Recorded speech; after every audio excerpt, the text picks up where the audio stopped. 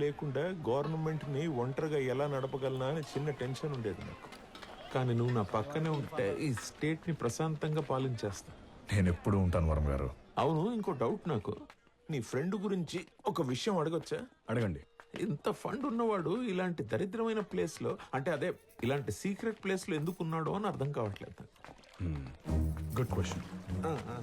మన దేశంలో ధైర్యంగా వెలుతురులో చేసే ఒకే ఒక తప్పు పాలిటిక్స్. మిగతా తప్పులన్నీ ఎంత సీక్రెట్ గా చేస్తే అంత మంచిది. అందులో ఈ అబ్దుల్ నెంబర్ 1. ఇక్కడ మీరు చూసే సగం మంది వాడికి పనిచేసే వాళ్ళే. చుట్టూ 1 కిలోమీటర్ రేడియస్ లో వాళ్ళ మనుషులే ఉంటారు. మామూలు మనుషులే కాదు, పోలీసులు రావాలన్నా పర్మిషన్ కావాలి.